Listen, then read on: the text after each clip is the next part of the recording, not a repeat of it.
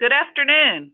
I'd like to welcome everyone to the Virginia Transit Association's webinar, Transit Ridership, Why the Decline and How to Increase. I'm Lisa Guthrie, Executive Director of the Virginia Transit Association. We're recording this webinar and it will be available on our website along with the slides for on-demand viewing.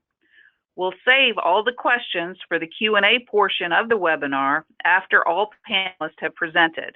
We, of course, encourage you to send your questions anytime during the presentation. If you'd like to direct your question to a particular presenter, please indicate so. Here's how to do that. Look for the webinar panel on your screen and simply type your question into the question box. Although they'll be answered at the end of the webinar, you can submit your question at any time and we'll hold on to them. Remember that the audience is muted, so we'll be unable to hear you during the webinar. We have a very important presentation on transit ridership today, providing you with a great deal of valuable information that will hopefully give you some new ideas and new approaches. Our panelists for today's webinars are, starting with Aaron Weinstein, who is the Chief Marketing Officer for the San Francisco Bay Area Rapid Transit District, which is also known as BART. He has 30 years of experience in transit. As the BART CMO, Aaron is responsible for boosting off-peak ridership, increasing ad revenue, and building the BART brand. During Aaron's tenure at BART, ridership on the system doubled to over 400,000 trips per day, and revenue from advertising increased fivefold. Aaron's BART accomplishments also include oversight of 10 customer satisfaction surveys spanning 2 decades, to bring the voice of the customer into BART. Education about BART's state of good repair needs, leading to approval of a $3.5 billion ballot initiative in 2016, and leading the design of a $3 billion project to acquire new train cars, BART's fleet of the future. Next, we have J.C. Vanetta, who is the Director of Communications and Marketing for the Tri-County Metropolitan Transportation District, called TriMet, in Portland, Oregon. As the director, he's responsible for the district's communication and marketing efforts. He oversees the agency's media relations, social media, employee communications, creative services, marketing, community outreach, and sales departments. Mr. Vanetta is no stranger to transit, having worked the last 17 years in transit in various communications capacities at 3 different transit agencies, 2 of those being in Chicago. He has experience and scars from working in the broadcast news industry, where he worked for 7 years as a television news reporter and producer. He holds a Bachelor of Arts degree in Public Relations from Montana State University. He doesn't own a car and is a daily transit rider taking the Portland streetcar, Max Yellow and Green lines, or the Line 17 to get to and from work. Our final West Coast presenter is Ted Day, who has worked at Metro Transit and service planning for over 19 years. Ted has been involved in most major changes to service for the past decade, helping to shape and develop major transit service restructures all over King County, outside of Seattle. Ted's education includes a bachelor's degree in math and natural sciences from the University of Puget Sound and a master's degree in transportation engineering from UC Berkeley.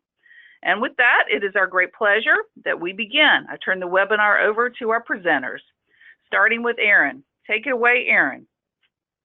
Thank you, Lisa, and hello to all of our friends in the great state of Virginia.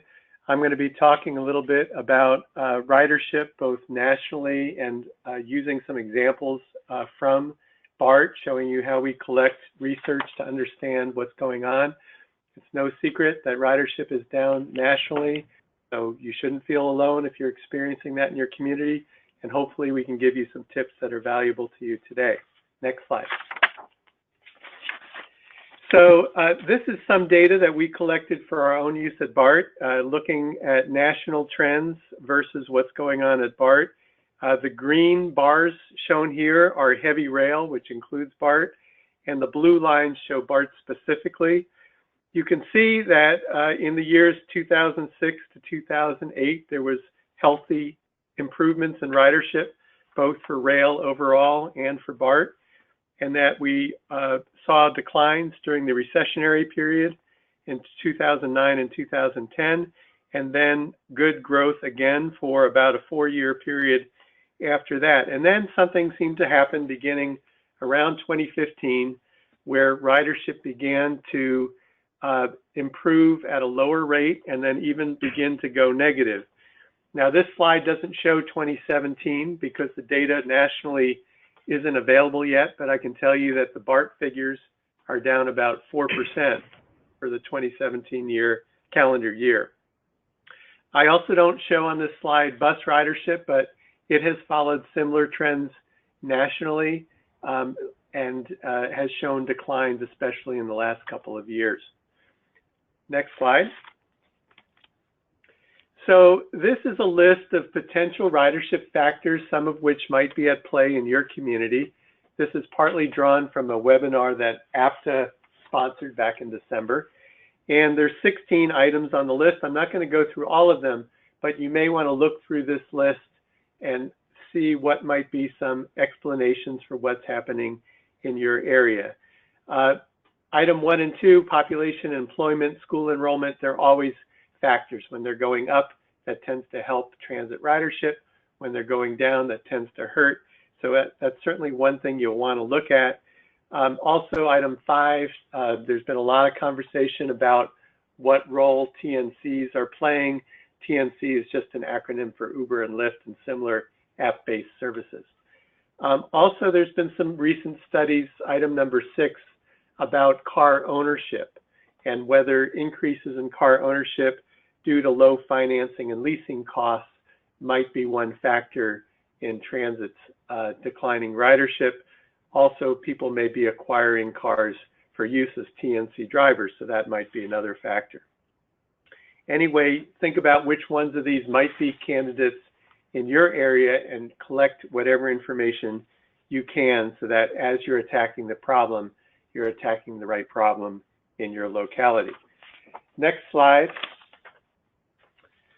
So one of the things we did at BART to understand the problem was to graph some lines.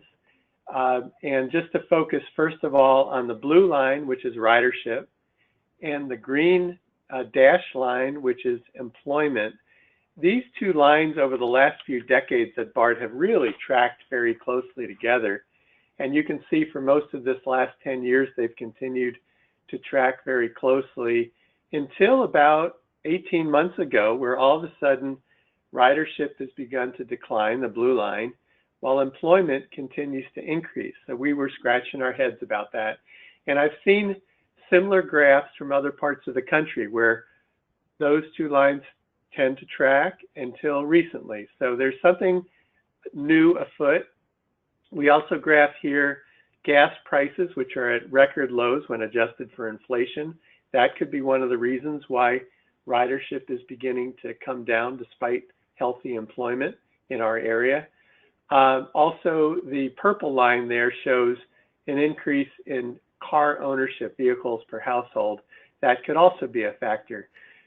The red line, though, is a counter indicator because congestion continues to grow. The Bay Area, where I live, was just named one of the 5 worst congested areas in the world in a recent study that came out just a few weeks ago. So that should be helping ridership, and we're not seeing it this last 18 months. So anyway, this just gives you a picture of what you might want to collect for your own area. I will mention just one quick note that a lot of these lines are moving averages. We smoothed the data to just make them easier to understand long-term trends. Next slide. Another thing that we did was to parse our ridership loss to see where was it. We looked at what stations, what time periods. This graph looks at time periods specifically, and you can see it's not at all and across the board decrease. We're seeing much sharper decreases on Saturday and Sunday, 6 or 7%, about 5% decrease in weekday off-peak, most of that in the evenings, but still pretty stable ridership in the weekday peak period. That's what our picture looks like. You should definitely create similar graphs from whatever data that you have to understand where you're losing your ridership. Next slide. We also conduct surveys. We maintain a contact list of random BART riders that we collect on board our trains throughout the year, and we ask people to opt into a panel so that we can conduct online surveys with them throughout the year. This particular survey we did last year, it was a survey of people that had been riding BART up to a year and a half ago, but who, for one reason or another, have decreased their use of BART. And one thing I want to point out is people gave multiple reasons. There wasn't a single reason why they have been riding BART less. We have color-coded the reasons. You'll notice that the orange bar represents issues that we might be able to address with better promotion and marketing. The blue items are product-related issues. The purple items are place-related issues like crime or too dirty. And the green item is a price-related issue. And then at the very bottom, you see a couple of gray items, which we call non-BART issues, things like people changing where they live or where they work. So this gives us a sense of what are the top reasons why we're seeing about a 7% decline on weekends. And if you go down the list, you can see not only are people not going as many places near BART as they used to on weekends, but they feel the service is not frequent enough. They feel that crime is more of an issue. They feel that BART is too dirty. They're concerned about weekend track closures, which are to improve our state of good repair, concerned about BART reliability overall, and to some degree that BART fares are too expensive, especially for groups of people traveling together. So this just gives you an idea of how we approach trying to understand the root causes of our weekend ridership decline to guide the organization on where to make improvements. Next slide. We also ask people what mode do they take instead of BART for those specific trips where they could have taken BART, but they decided to take another mode instead. And just looking, first of all, in the lower left-hand corner, the gray bar, the gray slice of that pie, TNCs were 13% of the competition that we saw on weekends. Not a majority piece of it, but keep in mind that gray slice of the pie didn't exist a couple of years ago. So it's a rapidly growing piece. Nevertheless, don't forget about the other pieces of the pie. The biggest competition we see still is on weekends, people driving with family and friends at 39%, and people driving alone at 32%. So while we are concerned about TNCs, as we develop our marketing strategy, we want to look at all of the competition and decide strategically where to put our focus, where we're going to get the biggest bang for the buck. Next slide. Because of the specific interest in TNCs and to what degree TNCs are having an impact on us, we did a special separate survey of TNC trips taken by BART riders. And we asked people specifically about the last TNC trip they took, if in fact they've ever used TNCs. And here's a GIS map that shows where those trips are that compete with BART. So you can see that in the lower left part of the map shows San Francisco Airport, and you can see the confluence of TNC trips to and from the airport, especially from downtown San Francisco.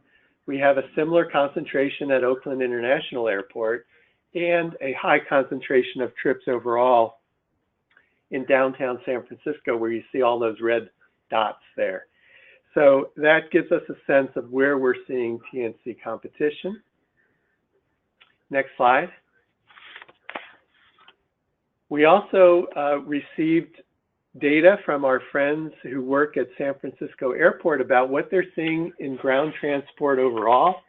And this shows that TNCs have grown steadily from close to zero back in September 2014 on that gold colored line there to the biggest single form of ground transport at SFO currently. And in fact, TNCs at SFO have grown 59% in a 1-year period, the last 1 year, whereas BART has declined about 5%. SFO parking has declined in terms of the long-term share of the growing number of travelers at SFO, as have taxis and limos. And taxis took the biggest shellacking with about an 18% decline. Next slide. The flip side of TNC impacts are potential positive impacts in terms of improvements to first and last mile access to our rail system. And you can see these trips are portrayed on a GIS map here. They tend to be shorter than the ones you saw earlier. They're just 1 or 2 miles to and from a BART station. We had an opportunity to drill down on these trips. I know it's often said that first last mile TNC to bus rapid transit or train stations is a good thing. We found that to be somewhat true, but what we discovered when we drilled down on these trips is that most of them were just substituting for other modes of access to the rail station. So they were substituting for people being dropped off by friends and family. They were substituting for bus, substituting for bicycle, substituting for people walking to the stations. And so those had kind of a neutral impact on BART as a rail system. They were hurting our transit feeder services, but they weren't really helping. So there's been, from our perspective, first last mile benefits to transit are somewhat overblown. We did see in about 10% of the cases, people using BART or Uber to get to BART for trips on BART that would not have been made otherwise. Those are definitely positive, beneficial trips to us. We also saw about 5% of them were trips where people, instead of driving and parking at a BART station, took an Uber or Lyft instead. Those are also good because if they free up a parking space, that can be backfilled by a new rider. So anyway, in about 15% of the cases, we saw positive impacts, but first last mile benefits were not as great as we hoped to see. Next slide.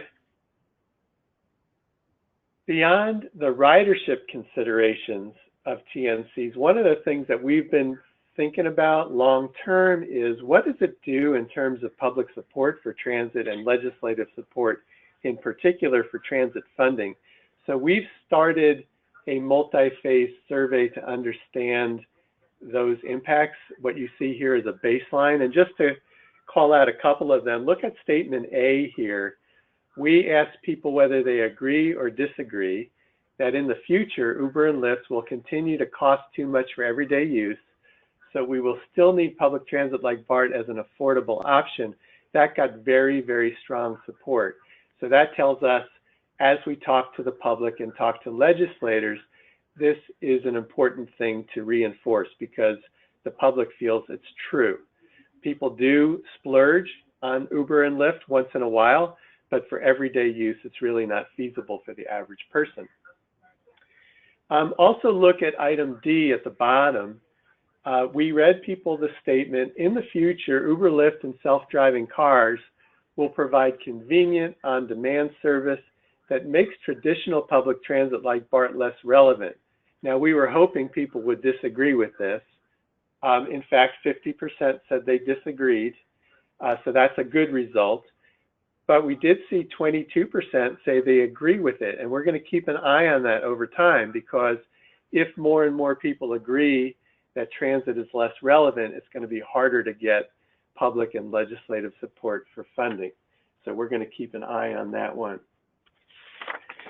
So the final slide I want to present is just a few tips. As you think about your own local situations, look at the slide that showed the 16 possible causes. Think about which ones might apply, gather whatever data you can.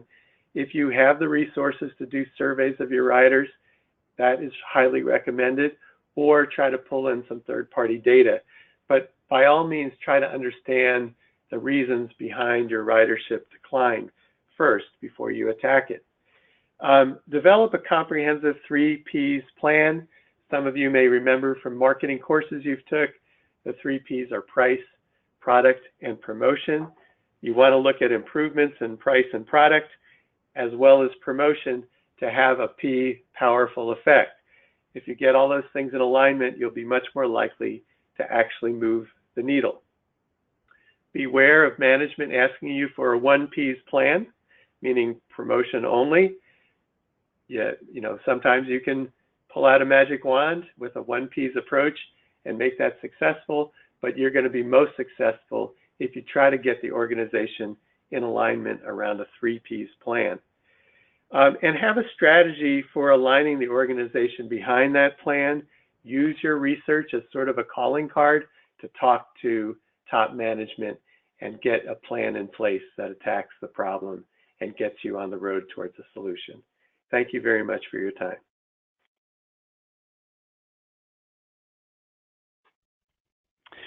So thank you, Aaron. And this is JC. Greetings from the West Coast. Next slide. I'm just going to jump right into it because here at TriMet in Portland, Oregon, we actually set up an internal SWOT team to assess much of, and we found much of what Aaron listed in that long list of reasons why we have seen ridership loss. Two pieces that I wanted to point on was we've seen a lot of demographic shifts here in Portland with our housing crisis.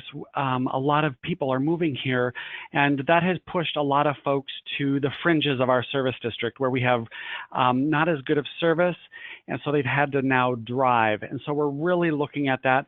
The other piece, when we did a lot of the research, we found out that there's just a lifestyle change going on in this country.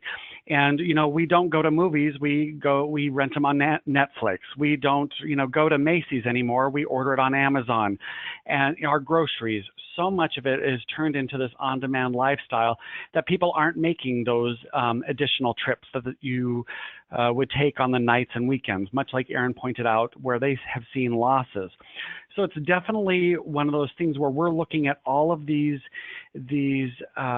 ways that we've lost ridership. We've seen no silver bullets on how to fix it, but we're definitely working on a strategy, and we have seen that there are some low-hanging fruit for us that we can definitely pick off right away. And next slide. And that really is capturing some new riders. And with so many new people moving to Portland, we definitely are looking at how we can attract new riders to the system. And we have housing going up like you cannot imagine in just one small district, maybe 6 blocks by 6 blocks large. There are 3,000 housing units going in. And so it's really, and it's right by transit, so it's perfect. So it's getting a little kit into every one of those new residents' hands. And we're multiplying this whole premise all across the city. We're also working really closely with a lot of our employers. So we directly sell passes to employers. It's about a $31 million program. And we're working to bring more employers on to put passes in the hands of their employees. So they not only take it during the commute, but they now have a pass where they don't even have to think about taking transit. They can just hop on and it's all the same price for them. So trying to lower that barrier for those folks. We're also doing individualized marketing along new lines. We're launching a couple of new bus lines in those areas where I said where more of our demographic has moved to. And we're quite literally sending kits to all of these or notice and mailings to all these folks who live along these lines to talk about transit, the benefits. We might even give them free fares to try us out. We're also looking at ways that we can take the same type of marketing approach to lines that might need help, where we know we have capacity, we have frequency, all of those good things. We can look at ways of bringing more people back, so to speak. And then, of course, this is probably what you all are doing. It's looking for those partnerships, to promote off-peak ridership. While it's easy to find those partnerships, do they really yield the ridership that we really want? That's a little bit of an enigma, but definitely something that we want to continue trying. go ahead and change slides. And one of the things that we really are working on here at TriMet is lowering the barrier to access the transit system. And if one of the huge pieces is an electronic fare system, and we just launched a new electronic fare system. It's an account-based system, but with it, you can also pay with Apple Pay and Google Pay. And if you have a credit card that is NFC enabled, you just tap your credit card or debit card. So you no longer have to think of how much it costs. You don't have to fumble for money and put it in the fare box. So while we've just launched it probably about a year ago, we're still migrating to it, and people are definitely seeing the benefit. And with it too, you don't even have to think of the fare, because a lot of people we had here, you're like, do I buy a day pass? What do I buy? The system, once you buy two passes and you use up to 2.5 hours on each pass, it automatically upgrades you to a day pass, and you can ride free for the rest of the day. Same thing for the month pass. Once you've reached the value of a month pass, you ride for free the rest of that month. So you no longer have to think about what pass to buy. And so we're hoping, and we'll see in the data after we get more of it, if those benefits definitely help. And anecdotally, we have heard yes. We're also introducing a low-income fare this summer, which we actually think in the math that we have done that this will increase our ridership. Again, with so many people moving to Portland and our housing going off the charts, some people have, the cost of living has just increased. And so we know that a lot of people are having a tough time affording their fares. And so we definitely think that this will help us increase our ridership. And the last one note on this page is the access to service. And it's really looking at how we can expand service levels across the agency. And to be very honest, as we look to implement new lines, do we even launch a line that's anything less than 15 minutes? So, 20, 25, 30 hourly service, do we even launch that? Because is that even attractive for folks versus just buying a car and driving and paying for parking? Next slide. But I will say this, and Aaron mentioned it with the 3P approach, is that holistic approach to improving the overall customer experience. And we actually have a customer experience audit underway. And we currently have heard from the customers about what they have seen on our system from soup to nuts, have documented it all, and the limitations, the barriers, so to speak, of them using our system, and what we need to change for them to use it more. So we're actually benchmarking all of that against some of our peers. So it'll be interesting to see what kind of bubbles up. But we already know some of these things. Is it the cleanliness of our vehicles, the amenities, all of our service levels? We know some of those things, so we've already started working on that. I make mention of technology because I think as a transit industry, we have lagged. Even though some of us have, mobile apps, some of us have transit tracker, these things, we are so far behind of where we need to be. It's a little bit sad. Right now, I can pull up on my phone, I can order a Lyft, I can tell that car is 2 blocks away. I know his name is Jeff, and he's driving a silver Corolla with the license plate this. Wouldn't that be amazing if we could actually provide that same level to our bus riders and our rail riders? And so our riders have gotten very savvy with technology, but we as the transit industry have not. And so it's incumbent upon us to really mirror that level of technology and how do we get there. And so we have internal discussions going on right now.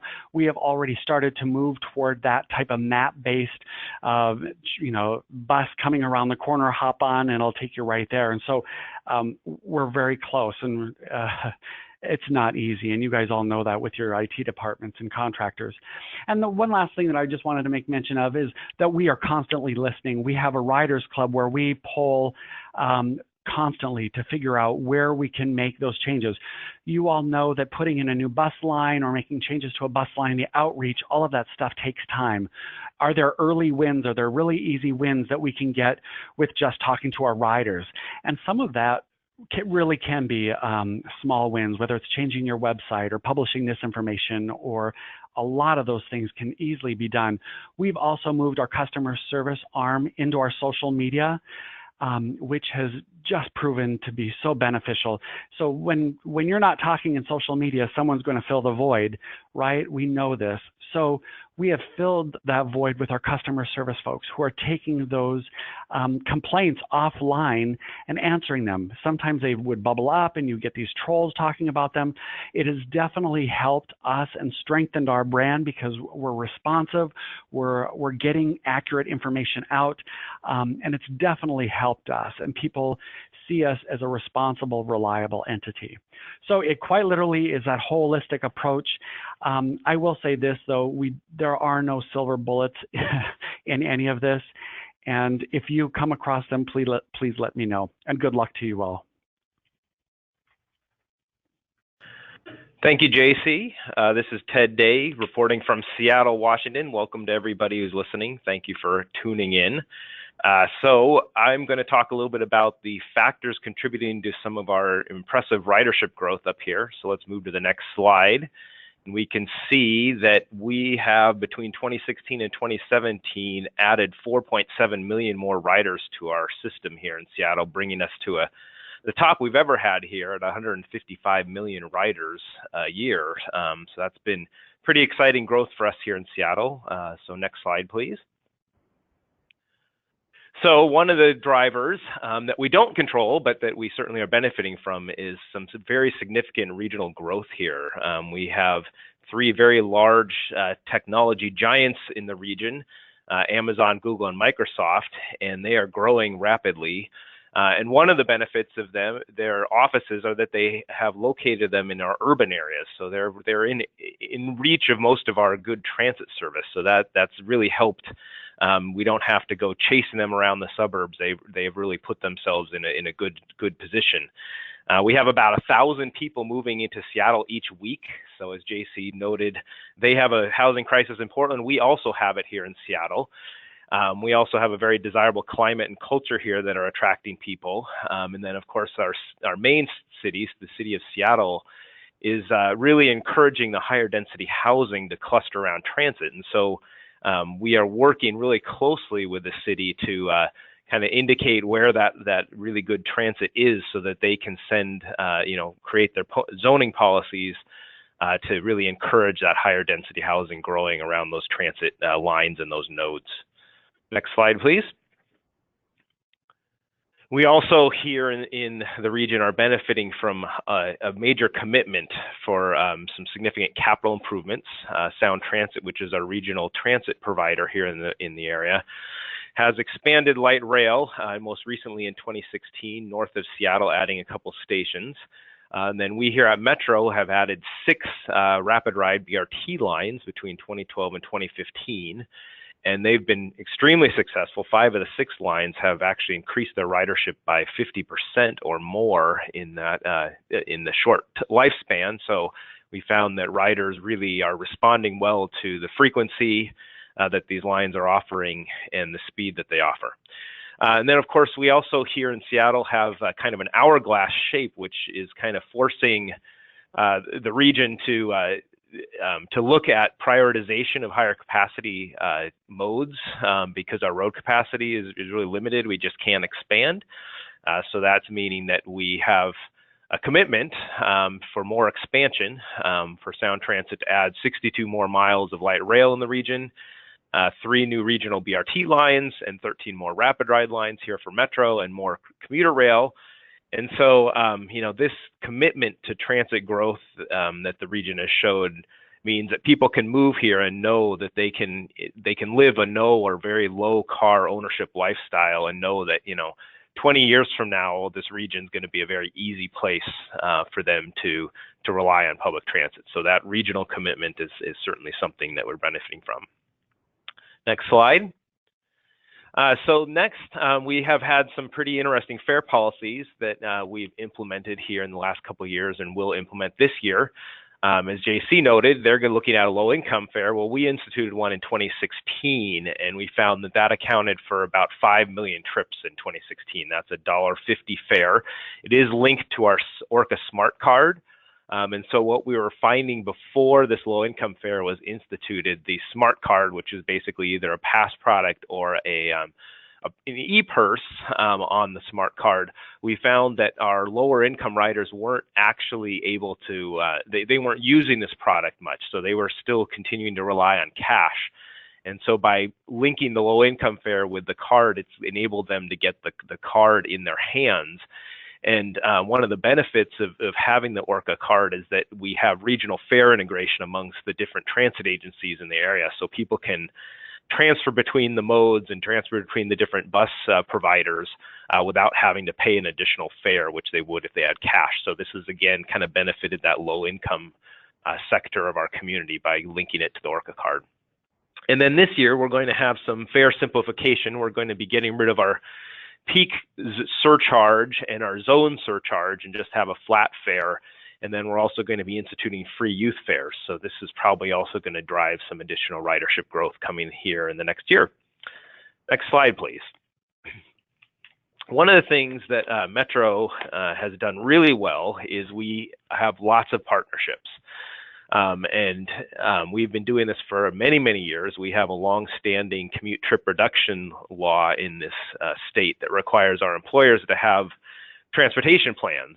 And so we've created the Orca Business Passport, which is a comprehensive transportation program that the employers can provide as a benefit that covers all of the transit in the area. It also covers van pool solutions, and then also has a guaranteed free ride home, so that if people have to leave in the middle of the day and transit isn't available, or they need to ride a taxi or something, they get a certain number of those a year where Metro will reimburse them for taxi. And then we're going to also starting to look at TNCs as a possible guaranteed free ride home as well. And then City of Seattle is also a major partner. They buy service from us, 280,000 annual hours of transit service.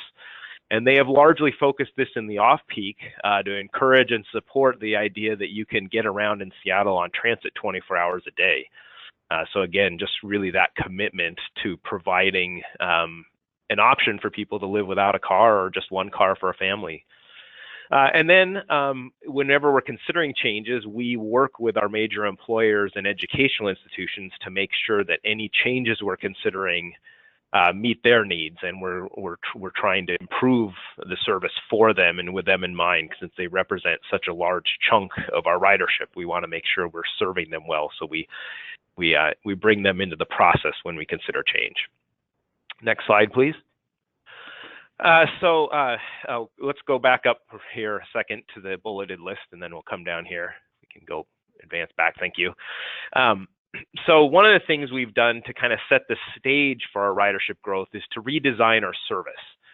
And we've been doing this really over the last decade, where we've really looked throughout our network to look for places where we're duplicating, we're providing routes that may be so really close together and drawing riders, making it confusing for riders. So we've really kind of cleaned up our system.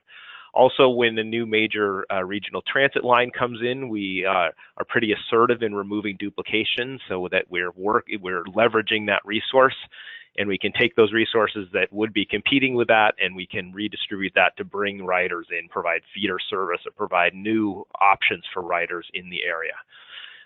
We integrate with our regional transit network when new lines come on, so that we're not competing with it, and so we can feed into that. We've also found that consolidating our service to provide frequent service throughout the day is really important. Having a bunch of routes that are infrequent is just not something that people can rely on.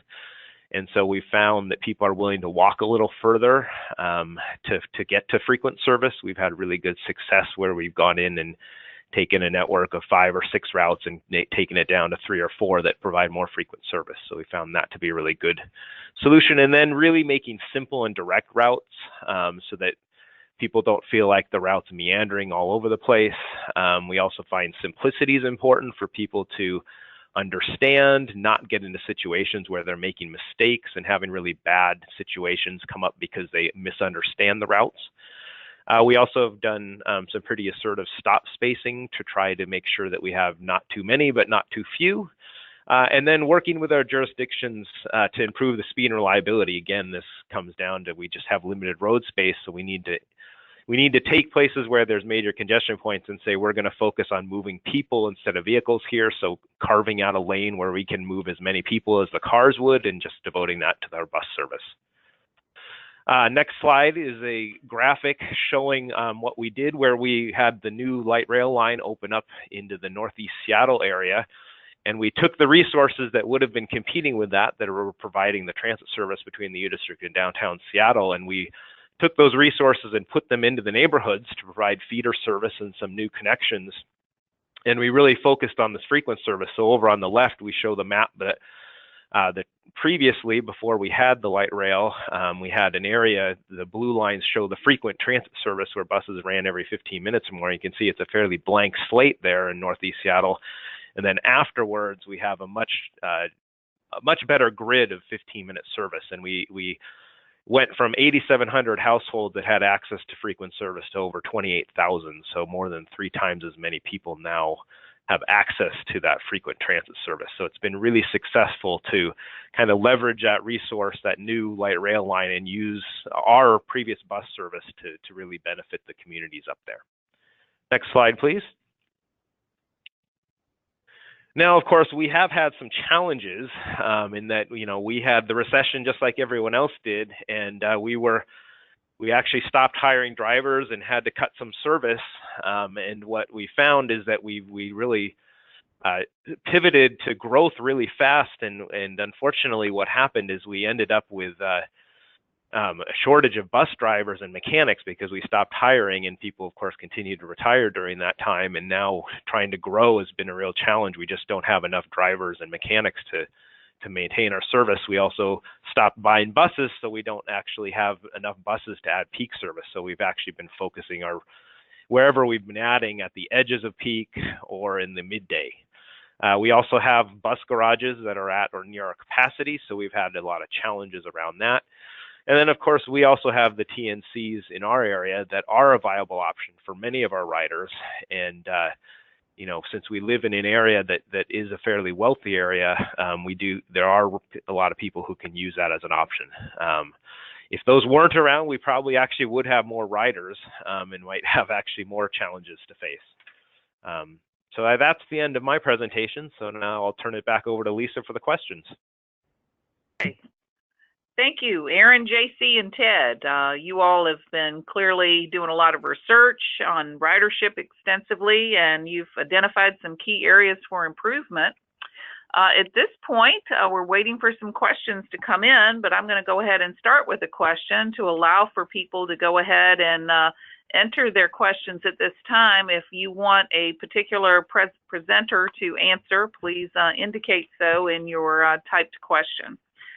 My question for any of you or all of you is, with the elected officials at either the local level or at the state level, do you feel that there's been any change in attitude toward the need to increase transit ridership? Do they see the value in that in an increased level?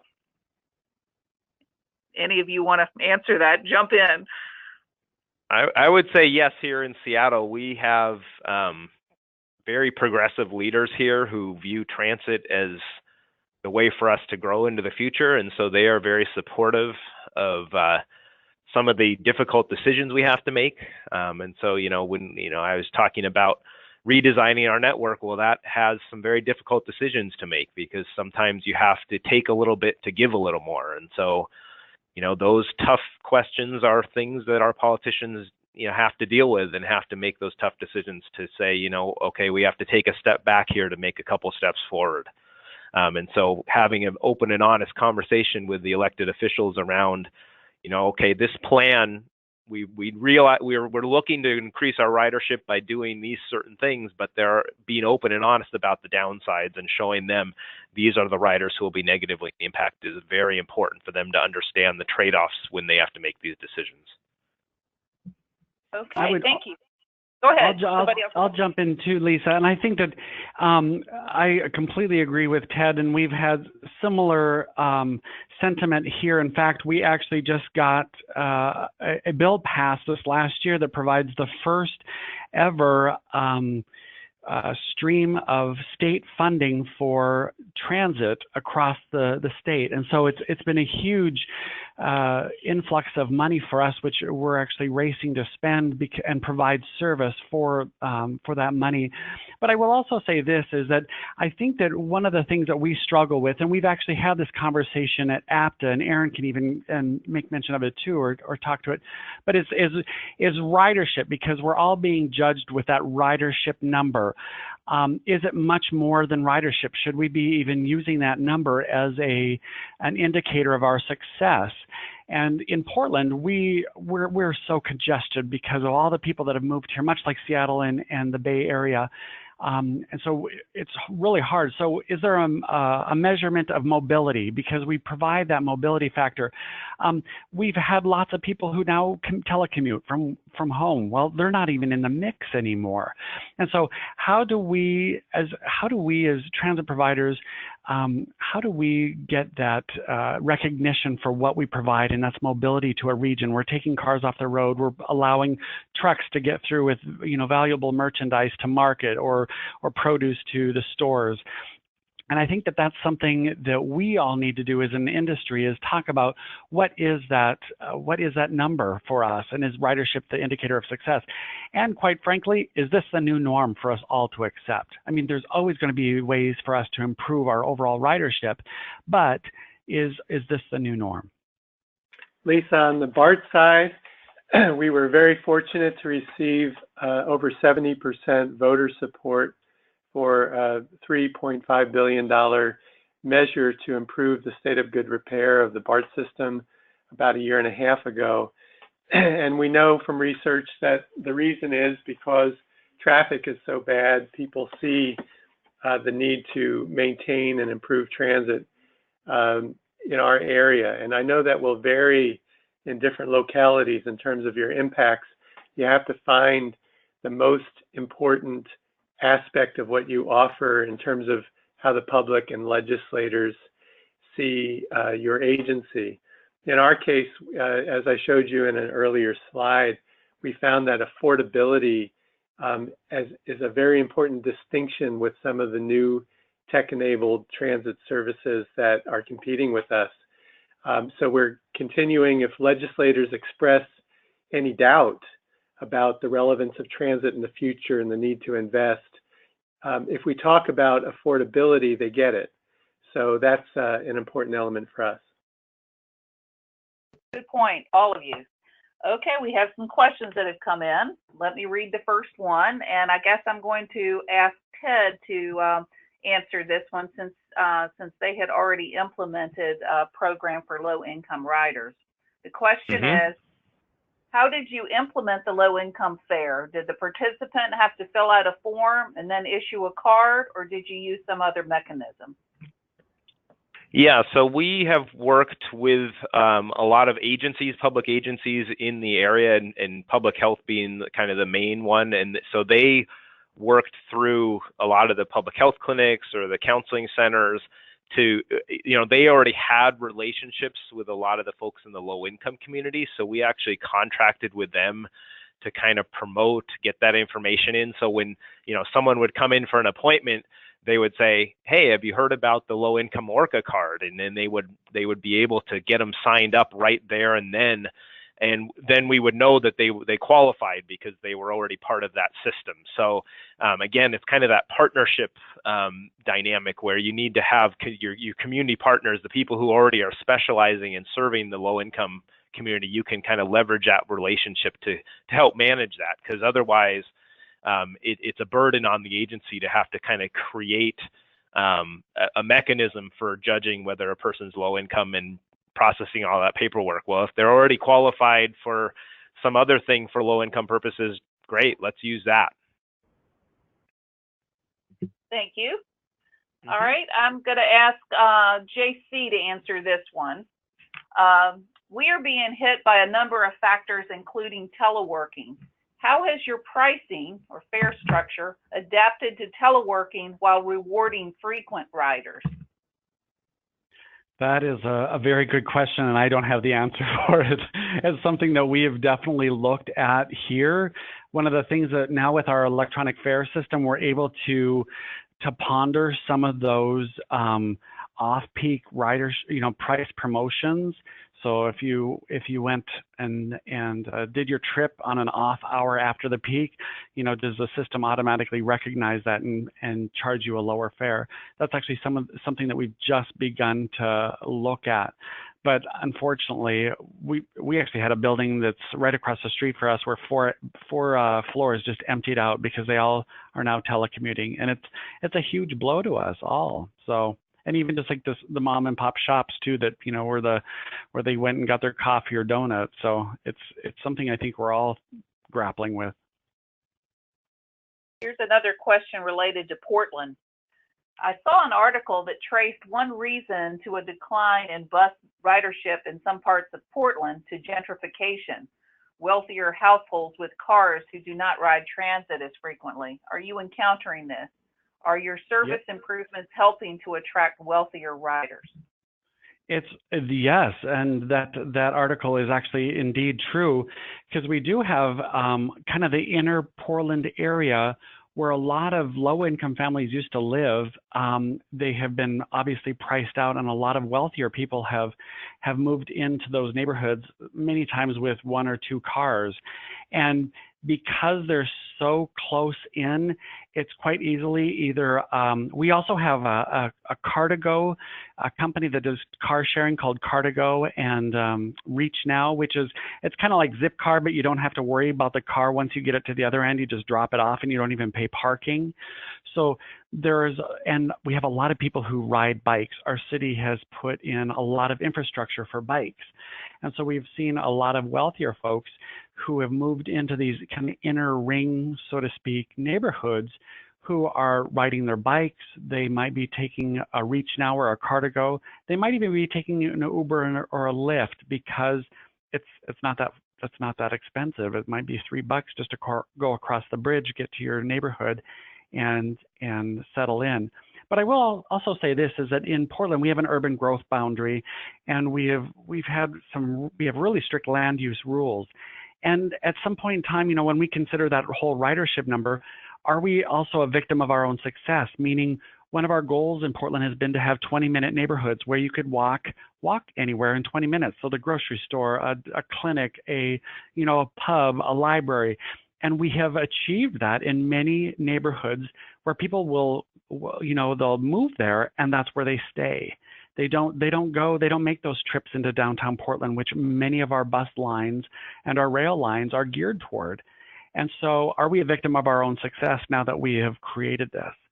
So it's something that we have to factor that all in. Again, does that really matter to our ridership number? Are we doing what we have set out to do? Have we been successful? That gives us something else to think about. Going to direct this next question to Ted. Speaking of partnerships, how do you, any agency, approach partnerships or cooperation with other modes such as bike share, carpool programs, etc.? As someone just said, how do we look beyond simply ridership towards contributing to reduced congestion? Funny you should say that, because I was just thinking one of the things is at our agency that we're actually kind of pivoting towards is that we're moving away from saying we're going to be a bus service provider to be a mobility provider. And so really focusing on people's mobility needs. And of course, bus is one of the major ways people can get around, but we're actually staffing up to really engage with some of these other mobility options out there, bike sharing and car sharing and all these other agencies out there that are coming online, where we can start creating partnerships with them to fill in the gaps that we see. I mean, we're kind of the experts in the area at understanding people's mobility. And so we can work with like a shared shuttle provider and say, hey, we see that there's this gap in what we currently provide between, perhaps this one neighborhood and this job center, and really trying to ask them, is this a gap that you can fill? Maybe even bringing some money to the table and partnering to give them some seed money to start. And then we can both claim that as being a victory. They're getting some more business, and we're able to provide another mobility option for people in the area. So no longer are we the only ones providing that service. We're basically kind of contracting with a bunch of different agencies on, and then bringing that suite of solutions to the community and saying, okay, here's bus service, but then here's also, the bike share, here's also the car share, here's also some other ways to get around to meet your mobility needs, and then actually kind of promoting that as a package of services for people in that community. So if you can change your agency to kind of get away from the mindset of just being a bus service to being more of a mobility function, then maybe again that could be something that you could sell to your elected officials, where it's not like people can just say, oh, all you're worried about is bus riders now. You're also worried about everyone else's mobility needs. So suddenly everybody in your area is now a potential client or a potential user of the mobility solutions that you're coming up with. Okay, our final question, and this is directed to JC. What format or platform do you use to conduct your customer experience audit? I.e., do you use electronic surveys, paper surveys, directly on the bus? How do you get participation? What works getting people to fill out the survey? So we have a number of surveys at TriMet. We do an annual, what we call an attitude and awareness survey, and that's via phone. But we also do, we do a rider pulse survey that we do every quarter, and that's via email. We also have done on board, we have developed our own we send people out with tablets and they ask them some of the similar questions on board. So we've done all of those different methods. I will say that our customer experience audit that we we actually have hired an outside contractor that actually found 200 to 300 individuals that we went out and we actually had them document their entire experiences, take photographs and videos, because we wanted all of that to prove our point. When we say we need money from cleanliness, this is the reason why, and we show them. And I was really skeptical at first, but knowing that these folks were going to be keeping diaries, and it has only helped us, because I don't know how many hundreds of photographs we have to prove all of our points, and even videos of, a surly bus operator saying, this, and that we need to, and that we need better training. Well, we have proof of it now, even though we know that stuff happens, but sometimes it takes that outside push to get us to where we need to go. So we've used all of those different kind of methods.